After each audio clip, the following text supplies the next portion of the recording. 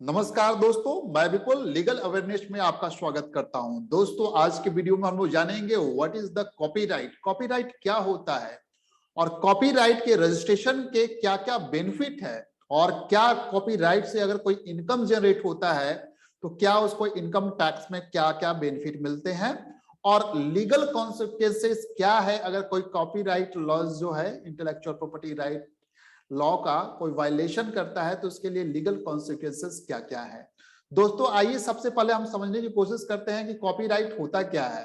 एक लेमैन भाषा में अगर कहिए कॉपीराइट, कॉपीराइट का मतलब होता है right to copy. Copyright, right to copy, ये इंडिविजुअल या एंटिटी जिसका कोई ओरिजिनल वर्क है उसको एक्सक्लूसिव राइट देता है। आपका कोई बुक है, स्क्रिप्ट है, सॉफ्टवेयर है, artistic training manual, cinematography, recording, painting, programming, designing, इस पर आपका एक एक्सक्लूसिव राइट देता है।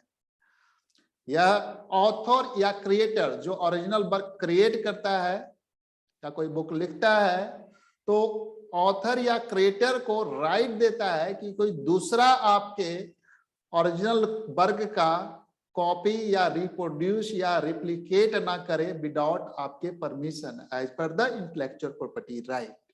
इसका मतलब है कि ऑनर को ऑथराइजेशन देता है कि आपके जो ओरिजिनल वर्क का कोई रिप्रोड्यूस या रिप्लिकेट ना कर सके।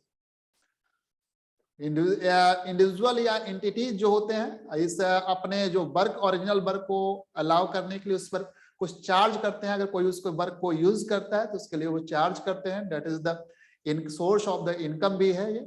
तो registration of the copyright ensure right of the creator protected from any infringement. Registration क्यों कराते हैं कॉपीराइट का? तो आपके राइट को प्रोटेक्ट करता है कि कोई आपके राइट को इन्फ्रिंज नहीं करे, उससे प्रोटेक्शन देता है। ये कॉपीराइट आर आल्सो ट्रांसफरेबल, तो ये भी अच्छी चीज है कि भाई ट्रांसफर कर सकते हैं, उसके बदले में आप चार्ज भी कर सकते हैं इसको। तो ये तो समझा हमने कॉपीराइट होता क्या है। दोस्तों, अब आइए समझते हैं कि कॉपीराइट अगर रजिस्ट्रेशन करवाते हैं तो उसके क्या क्या बेनिफिट है। तो जैसा कि हमने डिस्कस किया कि कॉपीराइट आपके एक इनकम का सोर्स बन जाता है। अगर कोई भी कॉपीराइटेड आइटम आपका सोल्ड होता है या फ्रेंचाइज देते हैं तो ऑनर है, ऑनर को उससे रॉयल्टी मिलती है।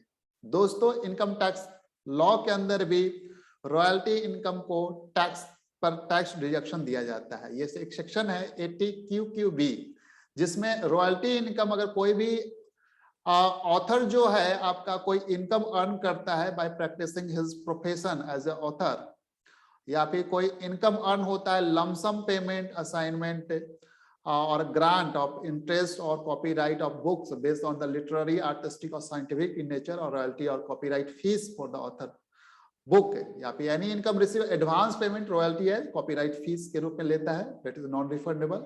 तो उस पर income tax law deduction allow करता है। ये अमाउंट जो होता है वो लोअर ऑफ द 3 लाख और amount of royalty income receive, जिसमें इसमें दोनों में जो लोअर है वहां तक आपको इस इनकम पर आपको डिडक्शन अलाउ करता है।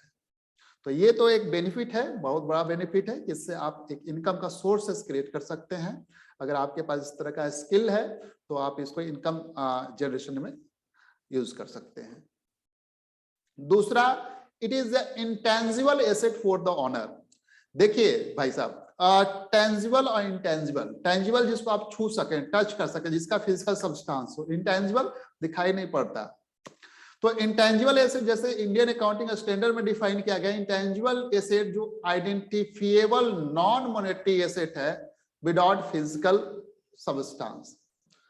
मतलब एसेट क्या होता है? एसेट रिसोर्स है that is control by the entity, जो क्रिएटर ऑथर है उसको कंट्रोल कर रहा है as a result of the past event, जो जैसे उसने सेल्फ क्रिएट किया उसको, and from which future economic benefit inflow of cash of the other asset are expected.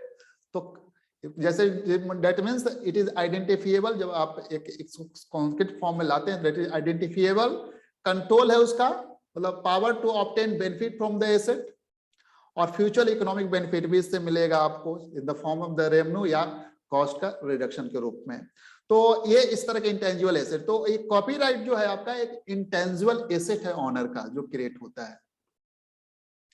तीसरा, creation of public records of ownership, आपके ऑनरशिप का public record maintain कर रखा है उन्होंने, और creating goodwill in the market, कि हाँ आपके गुडविल को क्रिएट करता है ये।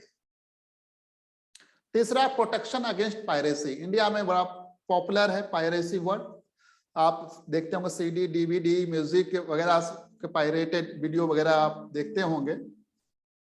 पायरेसी का मतलब है unauthorised duplication of the copyright content, that is the, उसको सोल्ड किया जाता है बाद में लोअर प्राइसेस पे in the gray market. The ease of the access to technology has meant that over the years piracy has become more rampant. For example, CD writer are available off the shelf at the very low prices. आप जाते हैं चौराहे पे दुकान में, आपको pirated CD DVD वगैरह मिल जाते हैं। तो ये प्रोटेक्शन, अगर आपका ये कॉपीराइट रजिस्ट्रेशन करवा लेते हैं तो ये पायरेसी के अगेंस्ट आपको प्रोटेक्शन मिलता है।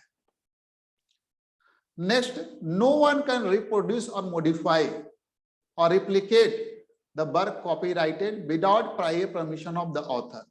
ये इसका बेनिफिट है। Honor exercise control over the use of the creation, say artistic or literary, and ensure economic stability of the author and creator. Next benefit है कि अगर ऑनर के नोटिस में आता है कि कोई इस वर्क को रिप्लिकेट कर रहा है तो उसको सीज नोटिस वो भेज सकता है, और सीज नोटिस से बड़ा अच्छा है कि आप सीज कर दो ऑपरेशन को, सो दैट, देखिए इससे ये बेनिफिट है कि आपका जो avoid spending time in the court of the law और लीगल प्रोसीडिंग, अगर उस नोटिस के बेसिस पे अगर वो सीज कर देता है तो आप फर्दर कोर्ट की प्रोसीडिंग से भी बच जाएंगे। तो that is the, it is the prima facie evidence during any litigation in progress, that is the benefit of registration आप करवाते हैं, that is the prima facie evidence है। Next, it gives exclusive right to the creator, right? Creator को exclusive right देता है कि अपने work को पब्लिक के बीच में लाए, सो दैट उससे देखिए उसके build reputation Prestige world wide उसका बढ़ता है इससे। और बहुत से दूसरे कंट्री भी, जो इंडिया में आप कॉपीराइट कराते हैं तो दूसरे कंट्री भी उसको रिकॉग्नाइज करते हैं और सिमिलर प्रिविलेज देते हैं, allowed to work copyrighted in the other countries. Same हम उस कंट्री के लोगों को भी इंडिया में हम उस तरह की फैसिलिटी देते हैं, प्रिविलेज देते हैं।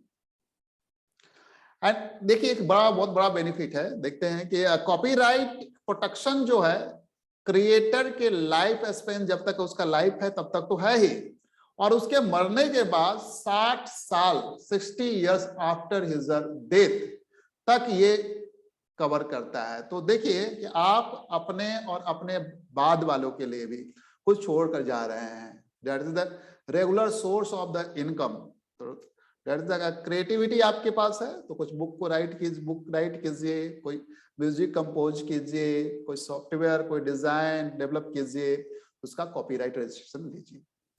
दोस्तों आइए देखते हैं लीगल कॉन्सिक्वेंसेस क्या है, कॉपीराइट अगर कोई वायलेट करता है तो उसका क्या लीगल कॉन्सिक्वेंसेस होते हैं। तो creator enjoy legal protection and enjoy monopoly of his work and can earn reputation and royalty for the work copyrighted. अगर राइट इनफ्रीज होता है या कोई नोइंगली इनफ्रीज करता है या await your right, in that case punishment for the same is imprisonment for 6 months and with minimum fine 50,000 की 50,000 की मिनिमम फाइन होता है। और सेकेंड या सब्सिक्वेंट कॉन्विक्शन के केस में punishment is imprisonment for 1 year and fine of ₹1 lakh। और ये जो ऑफेंसेस अंडर द कॉपीराइट है जो नॉन बेलेबल इन नेचर है। तो ये थे legal consequences on violation of the copyright. दोस्तों हम नेक्स्ट वीडियो में कॉपीराइट रजिस्ट्रेशन कैसे होता है उसको कवर करेंगे। In case of any query और doubt you may drop your comments और in comments box. Thank you so much for watching this video.